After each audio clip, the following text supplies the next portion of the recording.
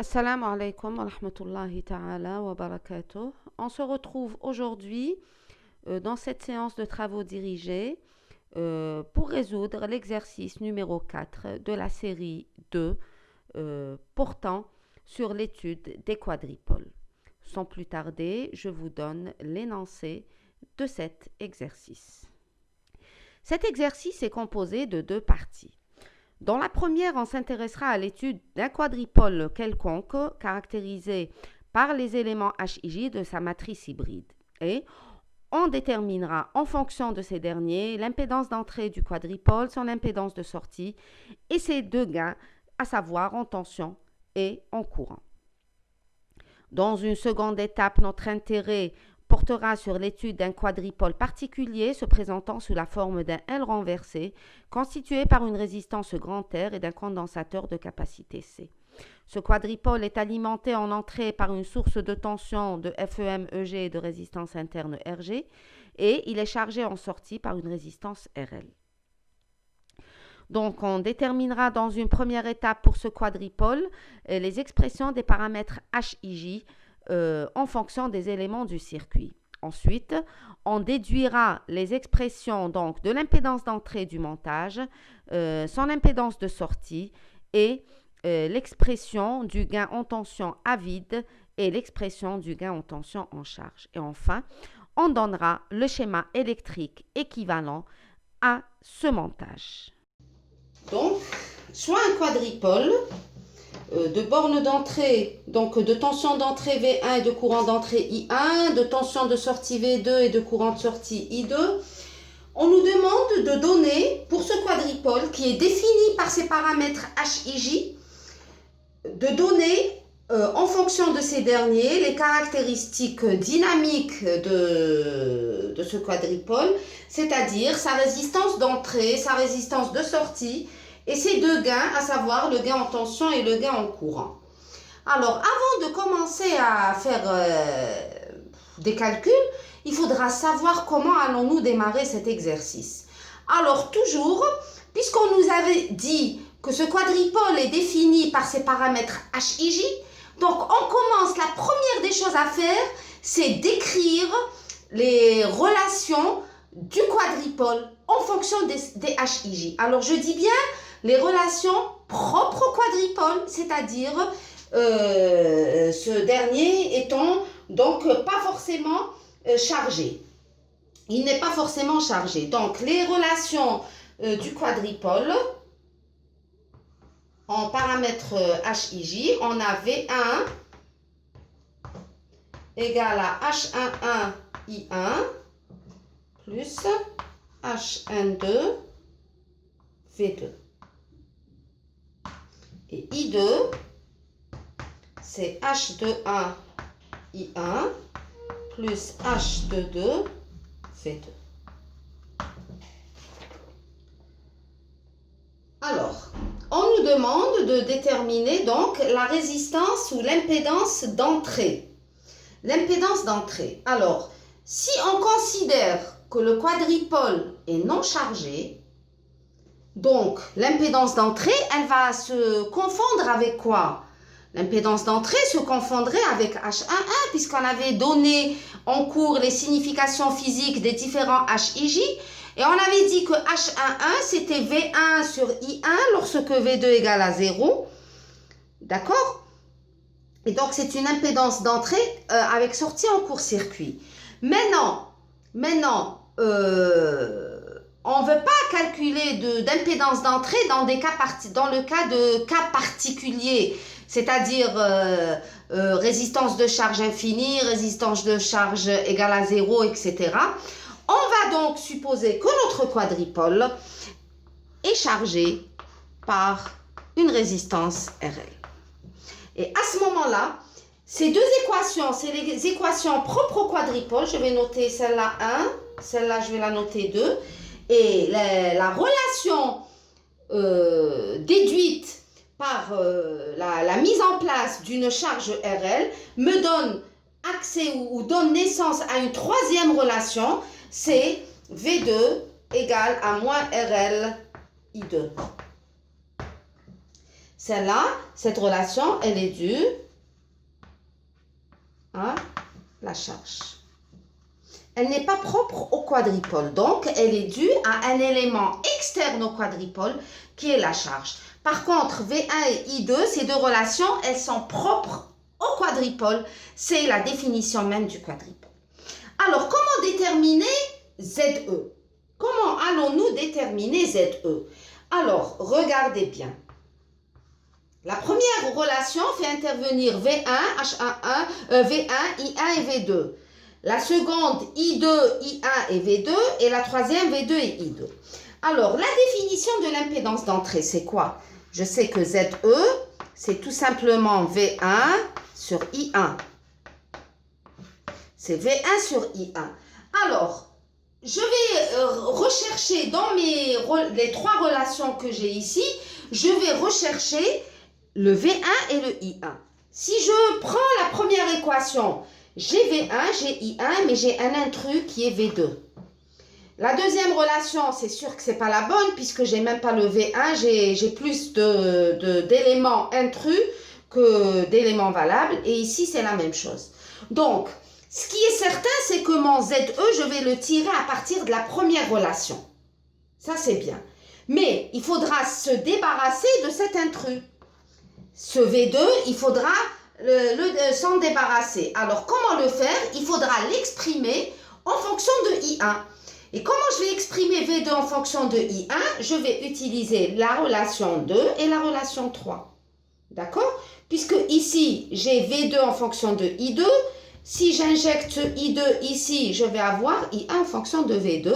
Je vais la réinjecter dans la première et j'aurai ma relation. Et donc, si je mets que, alors j'ai I2 qui est égal à moins V2 sur RL, je vais mettre ceci égal à l'équation 2 qui donne H21 plus H22 V2. Voilà. À partir de là, je peux tirer, donc, ici c'est un I1. Voilà. Donc, je peux tirer V2. V2 va être égal à quoi? Va être égal tout simplement, donc, donc si je transpose H22, V2 ici, je fais sortir V2 en facteur, et je vais donc avoir moins H21 sur RL plus H22 moins 1, I1. Donc ça, c'est V2. Ça, c'est V2. Ce V2, je vais alors l'injecter ici. Et si j'injecte ce V2 ici, je vais avoir tout simplement le rapport V1 sur I1. Et là, on va donc devoir effacer ceci. D'accord? J'en ai plus besoin. Donc, j'injecte ici. Donc, V1 serait égal, alors je laisse la flèche pour que vous compreniez. V1 serait égal à H11 plus HN2 et je remplace V2. V2, c'est moins H21 sur RL plus H22 moins 1 I1. Et là, c'est aussi I1. Et donc, mon impédance d'entrée en fonction des HIJ serait égale, donc V1 sur I1 serait égal à ZE. Et c'est quoi? C'est H11 moins HN2 H21 sur RL plus 1 sur RL ici. Oh, les erreurs d'écriture, on dit quelque chose et on écrit une autre. Mais il faut toujours vérifier les équations en dimension. De toutes les façons, ça sonne faux. Voilà. Et donc là, c'est mon impédance d'entrée en fonction des HIJ. Et là, on voit bien que l'impédance d'entrée dépend de la charge. Donc, ZE est une fonction de RL. On peut retrouver les cas particuliers où j'ai une charge infinie. Par exemple, si RL est infini, ce terme va tendre vers 0 et je vais avoir ZE égale à H11 moins H12, H21, H22, puisque le H22 va monter. Et si RL égale à 0, je vais avoir ce terme qui va tendre vers l'infini et donc mon ZE va tendre vers H11. D'accord, on peut faire les cas particuliers, on les écrit, ça prend quelques instants. Donc, cas particulier, donc ZE égale. Si RL tend vers l'infini, donc ZE va être égal à H11 moins le produit de ces trois, moins H12, H21. Bon, je vais laisser comme ça, puisque j'ai pas de place. J'aurais pu inverser et avoir donc fois H22, c'est pas grave. Si RL tend vers 0, qu'est-ce que je vais avoir? Ce terme va tendre vers l'infini, donc ZE va tendre vers H11. Et si RL égale une valeur fixe, donc je vais avoir cette relation. D'accord? Donc ça, c'est pour l'impédance d'entrée ZE. Maintenant, on passe au calcul de ZS. Alors, qui pourrait me rappeler, qu'est-ce qu'on a vu en cours? On a vu en cours que pour calculer l'impédance de sortie, ZS, on va supposer que l'entrée est fermée sur une impédance Z1. B, en cours, on l'avait dit, c'est un cas général. Je ferme, je boucle mon entrée sur Z1. Mais qu'est-ce que représente Z1? Qu'est-ce que c'est que Z1? Alors, en fait, Z1, ce n'est autre que l'impédance interne de l'alimentation avec laquelle on attaque notre quadripole. Alors, avant de commencer le calcul, je vais ouvrir une parenthèse. Regardez, nous avons un quadripole, donc, qui a deux bornes d'entrée, deux bornes de sortie, peu importe, c'est pas grave. Mais ce quadripole peut être alimenté soit par une source de courant, soit par une source de tension. D'accord? Donc, regardez, hein, je vais faire ça. Je vais faire ceci. Donc, soit mon quadripole est alimenté par une source de tension et à ce moment-là, je vais avoir quelque chose comme ça, EG, RG. Soit il est alimenté par une source de courant. Vous allez voir là où je vais en venir. Hein? C'est très important ce que je suis en train de dire. Donc, si c'est alimenté par une source de courant, donc une source de courant, dans le cas général, je prends des sources réelles. Hein. Donc, dans le cas général, donc c'est RG. Et là, j'ai étagé, par exemple. Et là, bien sûr, j'ai ma tension d'entrée et mon courant d'entrée. Alors, si je veux calculer ZS, qu'est-ce qu'on avait dit? On avait dit que c'était V2 sur I2 en cours, tout en bouclant ou en fermant l'entrée sur une impédance Z1. Alors, dans le cas où j'ai une source de tension, une alimentation constituée d'une source de tension réelle. Donc, si je neutralise cette source, je vais avoir EG, un court-circuit. Et donc, mon Z1, c'est RG dans ce cas. D'accord? Donc, j'ai neutralisé la FEM d'alimentation. Maintenant, dans le cas d'une source de courant, si je veux boucler sur une impédance, donc je vais devoir neutraliser ma source. Et si c'est une source de courant, je la neutralise en faisant un circuit ouvert ici. Et donc, dans les deux cas, mon quadripole est bouclé en entrée sur RG, qui représente en quelque sorte le Z1 dont on avait parlé en cours. Mais maintenant, si je veux faire une comparaison avec ce qu'on avait vu dans le chapitre 1 pour le calcul de l'impédance de Thévenin, est-ce qu'il n'y a pas une similitude vraiment très claire? Eh bien oui, Parce que l'impédance de Thévenin, qu'est-ce qu'on faisait? On enlevait la charge, ici il n'y a pas de charge, et je neutralise les sources indépendantes tout en maintenant les impédances d'entrée. Et la seule différence, c'est qu'on rajoutait le couple UI pour dire que s'il n'y a pas d'alimentation, il faut qu'elle provienne de quelque part. Mais en fait, je peux aussi, sans rajouter le UI, je dis que c'est V2 sur I2, il n'y a aucun problème. Là, c'était seulement une rigueur. Il fallait être un peu rigoureux puisque je neutralise l'alimentation, donc d'où proviendrait l'énergie. Et bien là, en fait, avec ce que je viens de dire, c'est comme si que l'impédance de sortie, donc quel que soit le quadripôle, l'impédance de sortie est calculée de la même manière que lorsqu'on calcule une impédance de Thévenin. D'accord? Donc là, vous le notez et vous vous en rappelez que l'impédance de sortie se calcule de la même manière que l'impédance de Thévenin qu'on a vu dans le chapitre 1. D'accord? Donc, cette parenthèse est fermée. Donc, je peux rajouter ici, et c'est aussi Z de Thévenin. D'accord? Donc, on sait bien que l'impédance de sortie, la charge, elle ne figure pas, elle est déconnectée, puisque l'impédance de sortie, on avait dit que c'était l'image de Z1 qui est RG dans notre cas, à travers le quadripôle au niveau de la sortie. D'accord? Donc là, pour calculer ZS, il suffira tout simplement, de supposer que notre alimentation, c'est soit une alimentation en courant ou une alimentation en tension, mais qui possède une résistance interne égale à RG.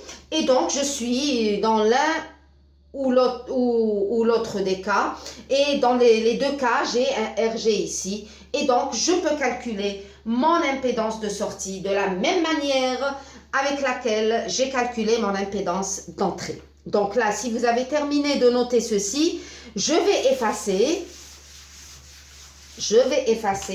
et donc là je vais boucler mon quadripôle sur une résistance interne d'un générateur qui peut être un générateur de courant ou de tension, mais qu'on note RG. D'accord? Et donc là, on va tout simplement procéder exactement de la même manière. Donc, je vais écrire les relations du quadripôle en HIJ. Donc, V1, c'est H11I1 plus H12I2. Et V2 ici. Et là, I2, c'est quoi? C'est H21I1 plus H22V2. Alors, seulement dans le cas du calcul de ZS, qu'est-ce qu'il y a? Je vais tout simplement rajouter une équation qui est due à la résistance RG en entrée, et une troisième relation serait que V1 égale à moins RG I1. Tout simplement. Effectivement, puisque IA et VA sont dans le même sens, je dois mettre le signe moins. D'accord? Et là, de la même manière, moi, ce qui m'intéresse, donc ZS, c'est quoi? C'est V2 sur I2. C'est V2 sur I2, je vais observer mes relations. Quelle est la relation la plus apte à me donner ce rapport? C'est la deuxième relation. Donc, je peux tirer V2 sur I2, seulement, il y a un intrus, il faudra qu'on élimine ce I1. Comment faire? Comme tout à l'heure, je vais donc égaliser l'équation 1 avec l'équation 3, et je vais tirer à partir de là I1 en fonction de V2 que je vais injecter dans la deuxième relation. Allons-y. Alors, j'ose espérer, bien sûr, comme d'habitude, vos cahiers, vos stylos, vous développez les calculs avec moi. D'accord? Donc, je mets 1 égale à 3. Ceci va me donner que moins RG I1 serait égal à H11 I1 plus H12 V2. Et de là, je tire I1, donc je transpose ce terme de ce côté et je tire V2 en fonction de I1. Et donc, je fais directement V2 serait égal tout simplement, donc moins RG, moins facteur de RG plus H11 I1 égale à H12 V2. Ah là, j'ai besoin de V2, donc je dois exprimer I1.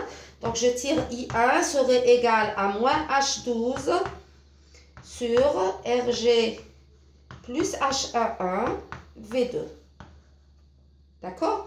Donc, ce I1, qu'est-ce que je vais lui faire? Ce I1, comme d'habitude, les flèches, je vais l'injecter ici. Ce I1, je vais l'injecter ici et je vais avoir V2 sur I2. Donc, je n'ai plus besoin de ces équations. Je les efface. Et donc, je ne vais pas effacer ceci pour que ça soit bien clair pour vous. Et donc, I2 serait égal à H, donc je remplace, moins H12, H21 sur RG plus H11, V2, plus H22, V2. Et là, je peux tirer V2 sur I2. Et donc, si je mets en facteur V2 et je fais V2 sur I2, ça va être égal à quoi? Ça va être tout simplement égal à 1 sur H22 plus, plutôt moins, H12, H21 sur RG plus H11. Voilà. Et là, donc, c'est mon impédance de sortie en fonction des différents HIJ de ma représentation hybride de mon quadripôle qui est quelconque. Alors là, quel que soit le quadripôle, qu'il soit actif, qu'il soit passif, qu'il soit compliqué, qu'il soit une association de plusieurs quadripoles, il suffit d'avoir les HIJ du quadripôle résultant et d'appliquer ceci pour avoir l'impédance de sortie. Maintenant, on va passer au calcul du gain en tension AV. Donc, AV, c'est le gain en tension. AV, on va supposer qu'on est dans le cas d'un quadripôle chargé. Donc, AV serait égal à quoi? Serait égal tout simplement à V2 sur V1. D'accord? Et donc là, je vais utiliser ma première relation, c'est clair, puisque là, je n'ai pas de V1 du tout. J'ai un I2 en plus. Bon, j'aurais pu l'utiliser à la kulli hal si je remplace le I1 comme je vais le faire ici et je remplace le I2 par l'équation de la charge. Mais là, la première relation, elle me suffit pour le moment. Et donc, je sais que V1, c'est tout simplement H11 I1 plus H12 V2. Alors, j'ai ici V1, j'ai V2, mais mon intrus, il y a toujours un intrus dans mes relations, c'est I1. Il faudra que j'élimine ce I1. Mais là, n'oubliez pas qu'on a déterminé l'impédance d'entrée du quadripôle dans la question, la première question. Donc, je sais très bien que ZE, c'est quoi? C'est V1 sur I1. Et donc, mon I1 serait égal à quoi? I1 serait égal à V1 sur ZE. Donc, ce I1, je vais l'injecter ici. Et je vais avoir le rapport V2 sur V1, tout simplement. Et donc j'écrirai que V1 égale à H11 sur ZE V1 plus H12 V2. Et donc, mon V1, je le mets en facteur. Je vais avoir 1 moins H11 sur ZE égale à H12 V2. Et donc, je peux tirer mon gain en tension AV qui est égal à V2 sur V1. Et donc, mon AV serait égal tout simplement à V2 sur V1. C'est donc H12 que divise 1 moins H11 sur ZE. Voilà. Et là, c'est mon AV en fonction, donc, en fonction des éléments HIJ. Et là, on voit bien que AV, La dépendance de AV via la charge, elle est inclue dans l'impédance d'entrée dans ce cas. D'accord? Elle est inclue dans l'impédance d'entrée, puisque ZE dépend de RL. Et donc, là, c'est le gain en général. Donc, il n'y a pas de problème. Et là, il nous reste le gain en courant. Hein? On va calculer le gain en courant. Donc, j'efface si vous avez terminé. J'efface. Je laisse les deux équations et je calcule le gain en courant.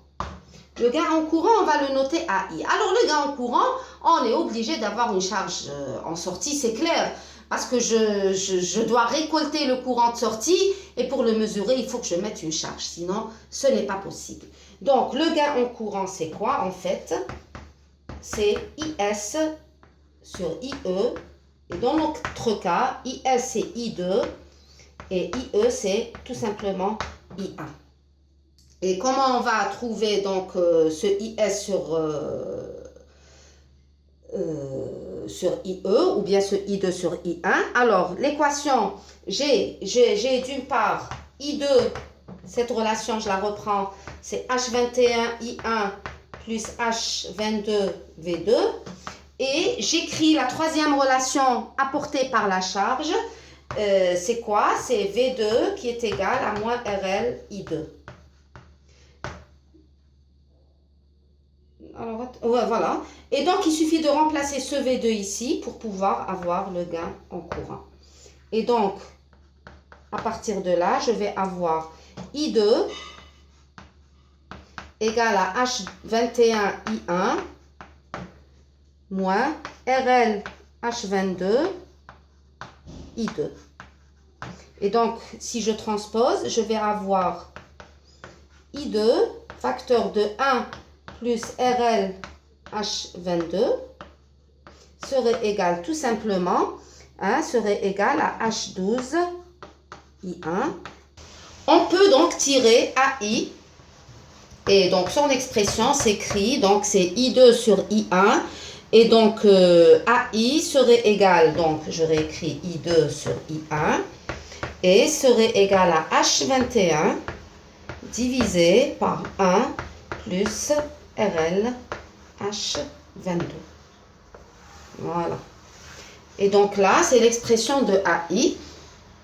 Et donc, bien sûr, le gain en courant, il fait apparaître donc la résistance de charge RL.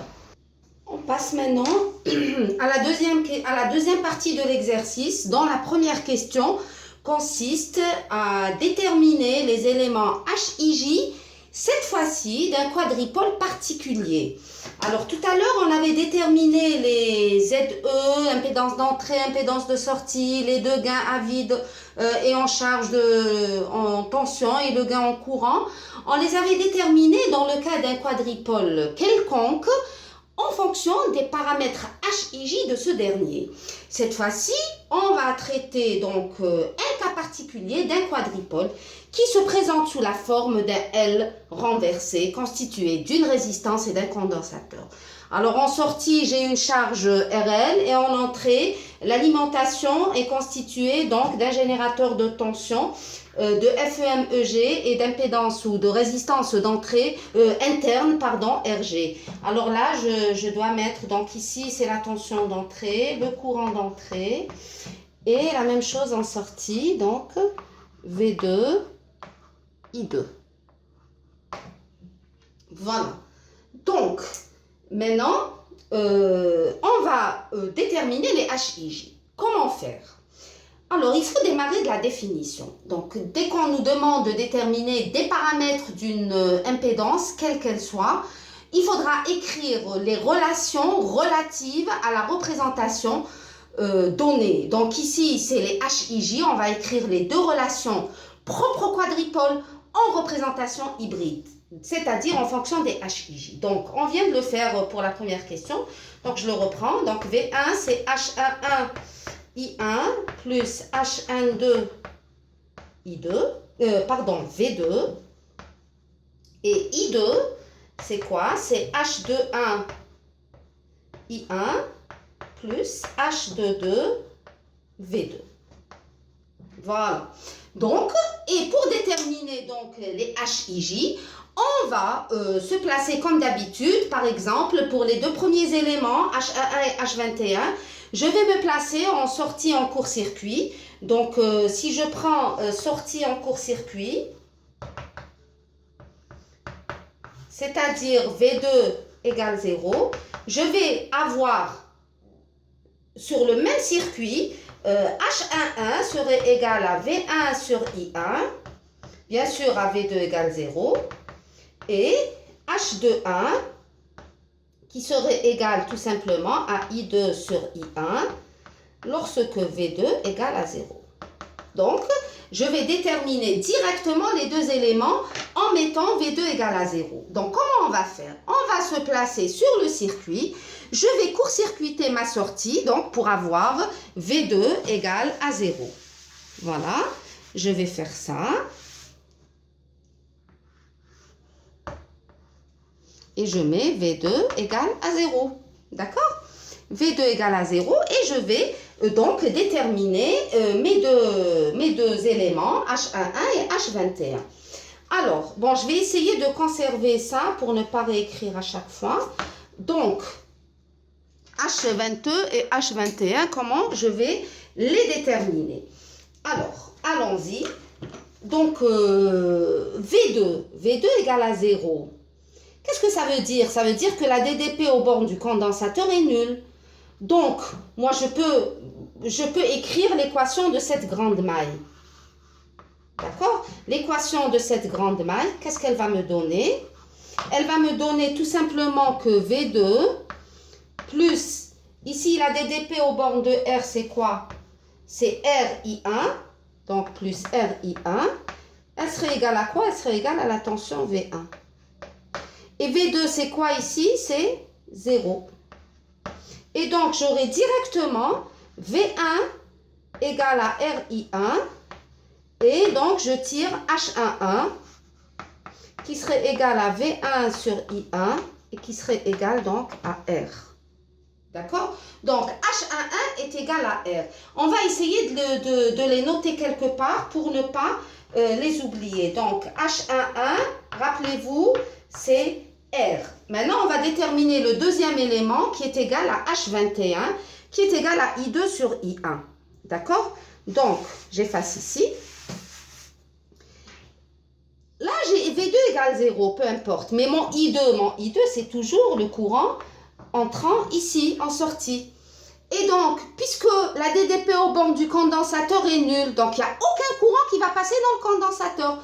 Donc, ce courant I2, en fait, il va passer directement dans la résistance R. Et à ce moment-là, qu'est-ce que je vais avoir? Je vais avoir I2 égale à moins I1. Alors, ici, j'attire votre attention. N'allez pas me mettre que le courant qui passe dans R, c'est I2 plus moins I1 ou la I1 moins I2. C'est archi faux.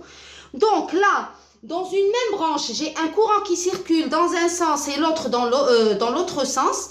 Eh bien, les courants sont égaux et opposés en signe. On ne va pas les superposer, mais ils sont égaux et opposés en signe.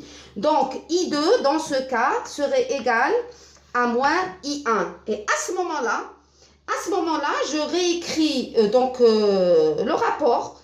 Le rapport H21 serait égal à I2 sur I1. Il serait égal à quoi? Il serait égal à moins 1. D'accord? Donc, H21 égale à moins 1. Il faut le garder quelque part. D'accord? Il faut écrire. Hein? Il faut vraiment tout écrire. Maintenant, si vous avez terminé, donc on va passer aux deux autres éléments, c'est-à-dire H12 et H22. Donc, j'efface ceci. Pour déterminer H12 et H22, qu'est-ce que je vais faire? Je vais me placer en entrée ouverte, c'est-à-dire I1 égale à 0. Donc, si je mets entrée en circuit ouvert, ceci voudra dire que I1 serait égal à 0. Et à ce moment-là, mon V1, ou là directement mon H12, serait égal à V1 sur V2 lorsque I1 est nul. Et mon H22, c'est I2 sur V2 lorsque I1 égale à 0. Tout simplement. Donc, H12, c'est quoi? C'est V1 sur V2. Maintenant, en entrée en circuit ouvert. Donc là, je dois remettre les choses telles qu'elles étaient auparavant. Donc, j'efface et je reprends pour que ça fasse plus propre. Donc là, j'avais une résistance R.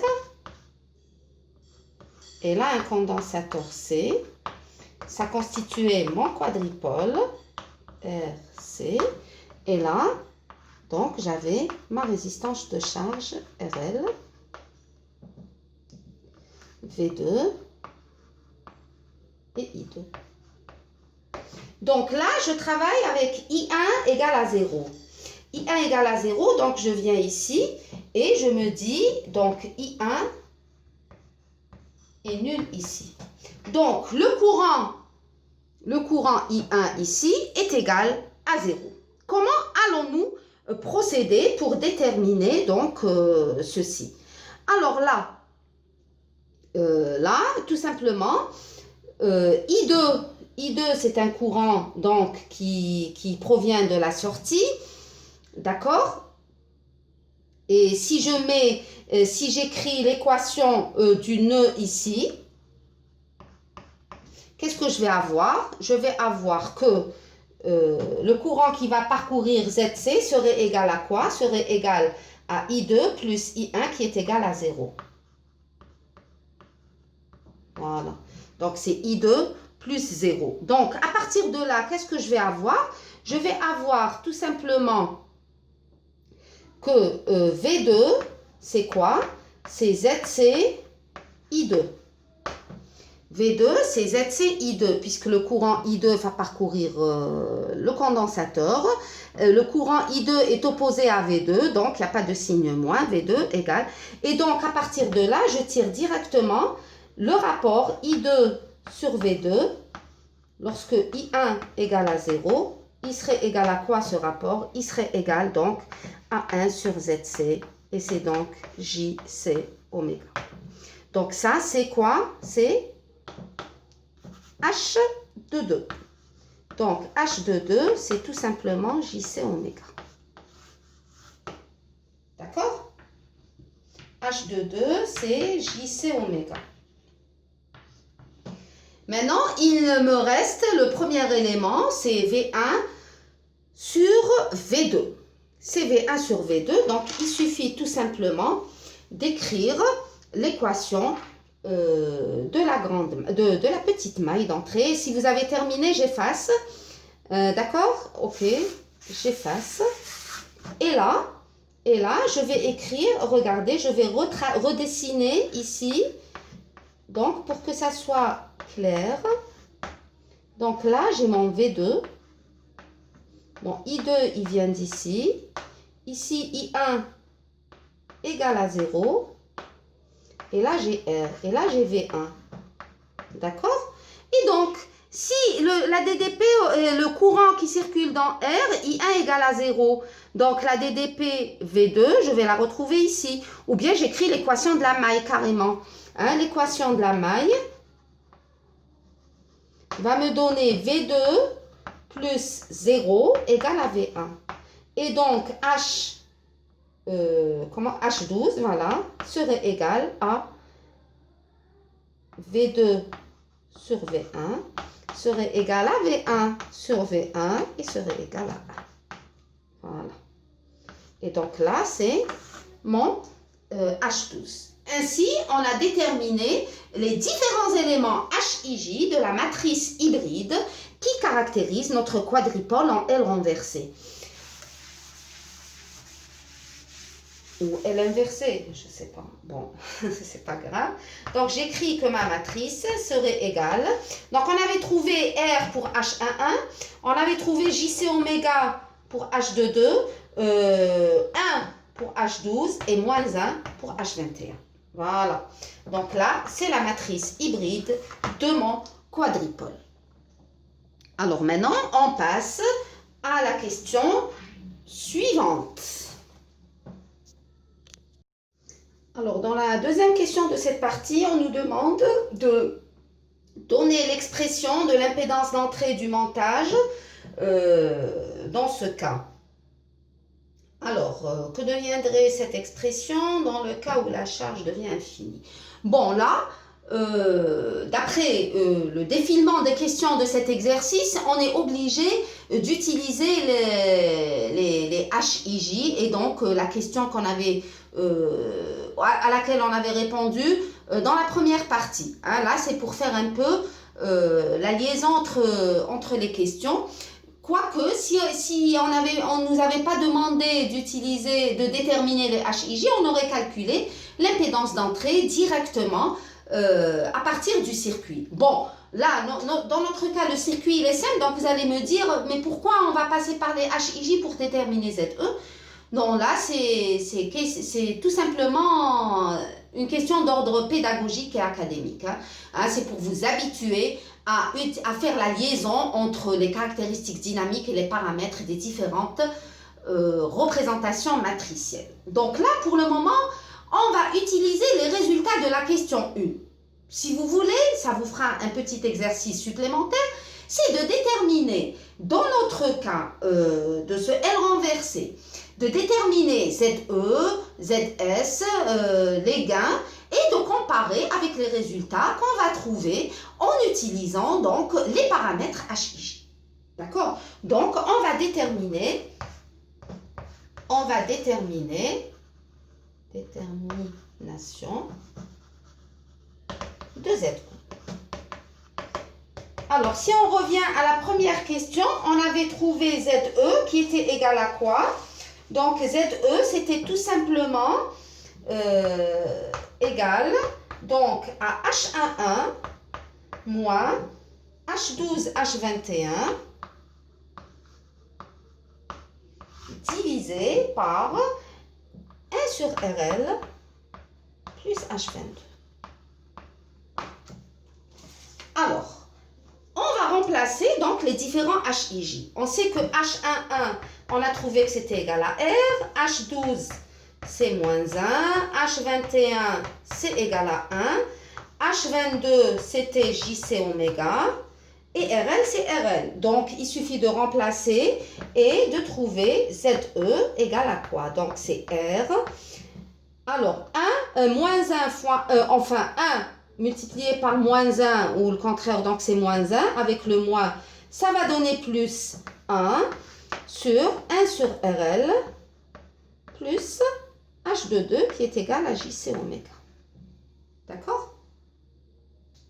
Et donc, là c'est quoi? Là, ça c'est quoi, d'après vous?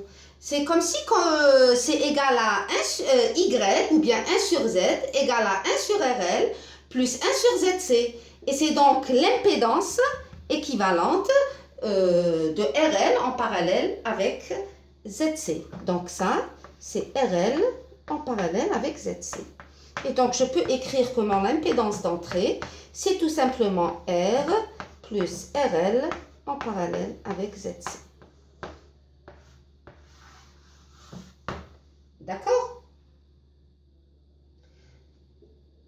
Alors, on peut la laisser telle qu'elle, comme on peut remplacer, multiplier par le complexe conjugué et trouver donc l'expression globale donc, de ZE sous la forme A plus JB. Donc, si vous voulez qu'on le fasse, on le fait. On le fait. On ne nous a pas demandé de toutes les façons de mettre ZE sous la forme A plus JB. On sait très bien que ZE serait égal donc à R plus RL parallèle à ZC. On le fait, on le met sous la forme A plus JB? Ok, on va le faire. C'est pas grave. Donc, on va mettre ZE égale à A plus JB. On va tirer la partie réelle, la partie imaginaire. Et c'est pas grave. Donc là, je vais travailler sur cette expression. Donc c'est R, je n'y touche pas, plus RL sur 1 plus J RL, c'est oméga. Et donc je multiplie par le complexe conjugué ici. Donc ZE serait égal à R plus RL facteur de 1 moins J RL C oméga sur 1 plus RL C oméga au carré. Et donc, mon ZE serait égal à R plus RL sur 1 plus RL C oméga le tout carré, moins, donc, ici c'est un RL ou bien c'est un R? C'est un RL, oui. Oui, c'est bon. Donc, RL plus ça. Et donc là, je vais avoir RL carré. Non, pardon. J RL carré C oméga sur 1 plus RL C oméga au carré. Voilà, donc je l'ai mise sous la forme A plus JB. Mon A, c'est la partie réelle, c'est celle-là.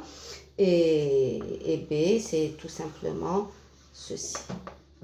Voilà. On nous dit, alors la question, que deviendrait cette expression dans le cas où la charge RL tendait vers l'infini? Hein? Dans le cas où RL tend vers l'infini, comment deviendrait donc cette expression? Alors on va travailler pour ça, on va travailler directement sur le résultat en vrac, c'est-à-dire sans développer. On avait trouvé que ZE était égal à R plus RL en parallèle avec ZC.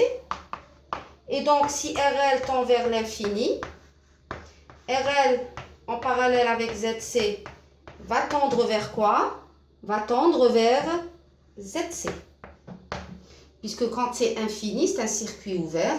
Et à ce moment-là, mon impédance d'entrée serait réduite à R plus ZC qui est égal à R moins J sur C oméga. Voilà. Donc là, c'est mon impédance d'entrée en fonction des éléments du circuit. Donc, pour déterminer l'impédance de sortie, on va procéder exactement de la même manière. Alors ici, on rappelle que l'impédance de sortie trouvée dans la question numéro 1 a pour expression cette formule. Donc, c'est 1 sur H22 moins H21 H12 sur RG plus H11. Et bien sûr, les éléments HIJ, on les avait déterminés tout à l'heure. Et donc, il suffit de remplacer ces HIJ dans l'expression de ZS. Donc, ZS serait égal à 1 sur...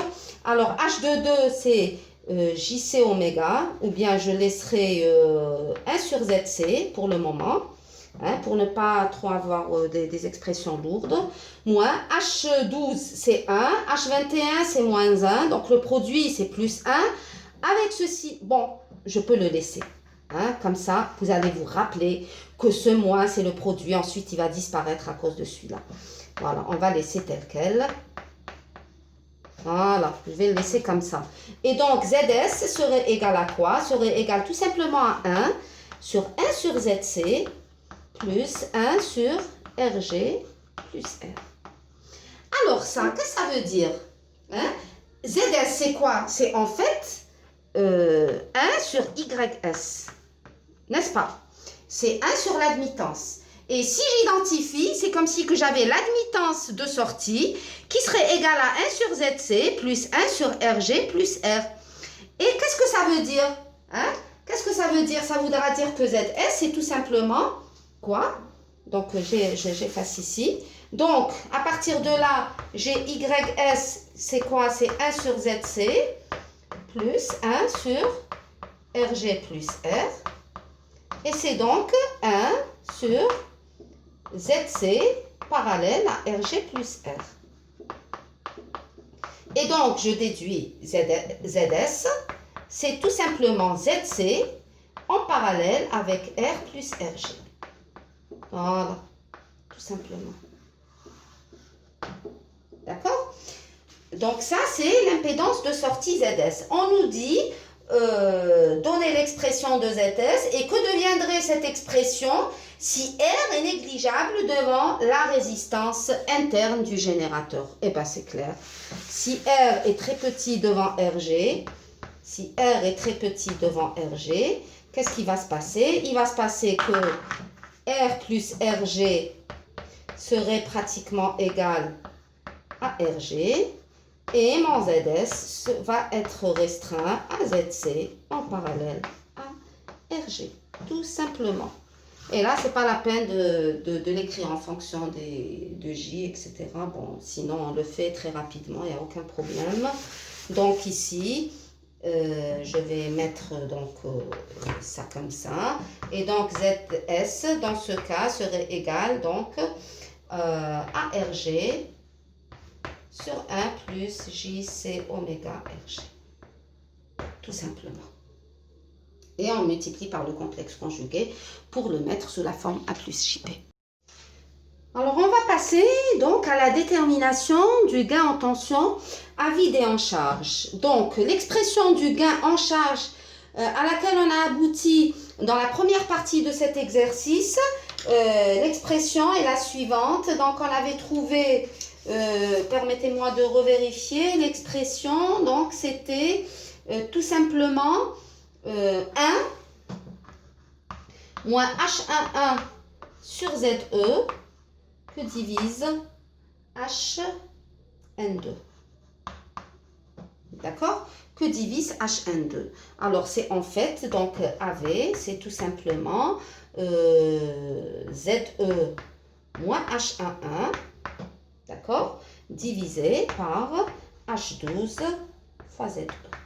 Et donc là, il suffit de remplacer ZE, H11 et H12. Donc, on y va. Donc, alors, notre ZE, c'était quoi? ZE, on avait trouvé que c'était tout simplement, on vient de l'établir, ZE, c'est R plus RL en parallèle avec ZC. H11, c'est R et H12, c'est 1. Donc, il suffit de remplacer ces trois éléments dans mon expression. Et donc, je vais avoir AV, c'est R plus ZL parallèle à ZC, RL, pardon, à chaque fois, je me trompe. Parallèle à ZC, moins R sur, donc, ZE fois 1, donc le même.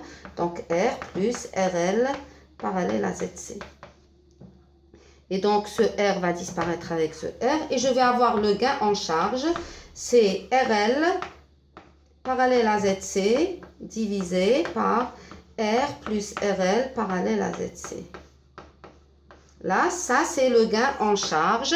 Et heureusement, c'est un quadripôle passif. Alors, regardez, on retrouve AV, pardon, est inférieur à 1, puisque le numérateur est inférieur au dénominateur. Donc, ça, c'est le gain en charge. Donc, le gain en charge. Alors, si on calcule le gain à vide, qu'est-ce qu'il suffirait de faire? Il suffirait donc de calculer l'impédance d'entrée à vide. Et si je dois calculer l'impédance d'entrée à vide, il suffit de remplacer RL ici par l'infini. D'accord? Et là, on va calculer le gain à vide.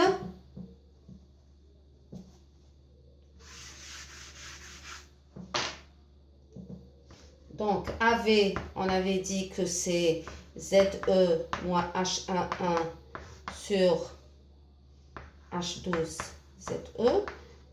Ça, c'est le gain en charge. D'accord? Maintenant, le gain à vide, c'est AV0. Gain en tension à vide.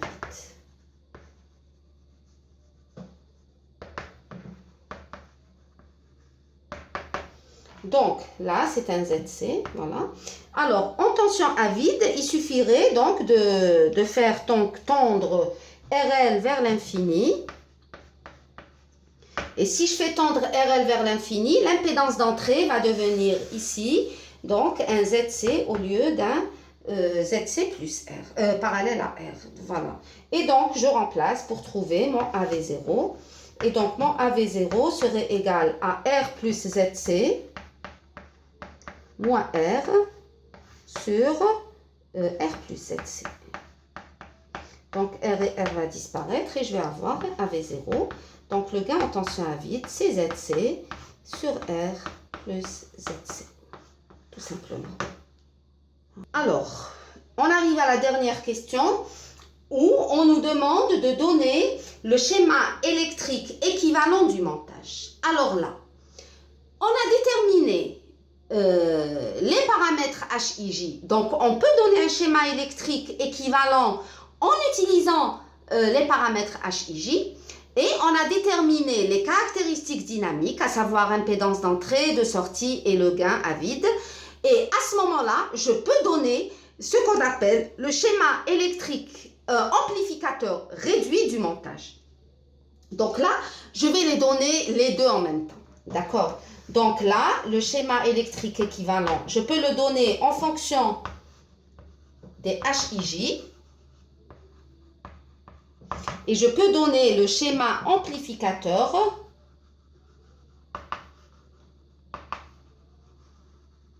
réduit en fonction de quoi? En fonction de RE, ZE, pardon, ZS et AV0. D'accord? Alors, pour le premier, c'est comme on a vu en cours. Hein, je vais reprendre ma liste. Donc, j'ai V1 qui est égal à H11 I1 plus H12 V2. Et j'ai I2 qui est égal à H21 I1 plus H22 V2. Et donc là, on a vu en cours que là, c'est l'équation d'une maille. Et ça, c'est l'équation d'un nœud. Donc, il suffit de dessiner deux blocs indépendants l'un de l'autre. Le premier bloc, c'est la maille. Le deuxième bloc, il vérifie le deuxième nœud. Et donc, j'ai toujours mon V1. Je commence toujours par dessiner la carcasse. Donc, regardez, c'est V1, V2. Hein? Et là, regardez, je vais faire les choses en parallèle. Vous allez voir que c'est... Là, je ne sais pas ce que je vais mettre à l'intérieur. Je vais mettre la même chose dans le deuxième cas que je vais faire. Et donc, je sais que mon quadripôle, il est à l'intérieur. Et tout ce que je sais, c'est que j'ai une tension V1 à l'entrée, un courant I1 à l'entrée, un courant de sortie I2, une tension de sortie V2. C'est tout ce que je sais. D'accord? Maintenant, je vais remplir. Si je donne le schéma équivalent en fonction des HIJ, donc à l'entrée, j'ai l'équation de cette maille V1 qui va être égale, donc ici j'ai une impédance H11, là c'est le cours, hein, vous pouvez revoir votre cours. Donc H11 et là j'ai une source de tension contrôlée par une tension, donc c'est H12 V2. Et en sortie, je dois vérifier ce nœud et donc j'ai une impédance H22-1 en parallèle avec une source de courant contrôlée par un courant qui est le courant d'entrée. Voilà. Et donc là, c'est donc I2 égale à H21 I1 plus V2 sur I1. Donc là, c'est le courant H21 I1. J'espère que ça sera lisible. Voilà. Et là, donc, c'est la tension de sortie V2. D'accord? Donc, ça, c'est le schéma équivalent du quadripôle en représentation hybride. Maintenant, si je veux donner le schéma électrique équivalent en utilisant les paramètres impédance d'entrée, impédance de sortie et le gain à vide, eh bien, ça sera deux blocs. D'accord? Le premier bloc sera constitué simplement de l'impédance d'entrée. C'est ce qu'on appelle le schéma amplificateur réduit de n'importe quel montage. Donc ici, je mets ZE. Et là, c'est le générateur de Thévenin. Donc c'est l'impédance de sortie. On avait montré tout à l'heure que c'était la même chose que l'impédance de Thévenin. Et là, j'ai le générateur, donc la FEM, qui va être égal tout simplement à AV0 V1. Voilà. Et là, c'est le gain à vide. Et donc là, ensuite, je complète. Ici, j'ai ma charge, bien sûr. Et ici, j'ai mon alimentation. Ainsi, on arrive à la fin de notre exercice numéro 4. Donc, Si vous avez des questions, elles sont bien sûr les bienvenues. Vous les notez, vous me les envoyez par email, je vous répondrai de suite. Et en attendant de vous revoir pour la prochaine séance de TT, je vous dis bon courage. ربي يحفظكم والسلام عليكم ورحمة الله تعالى وبركاته.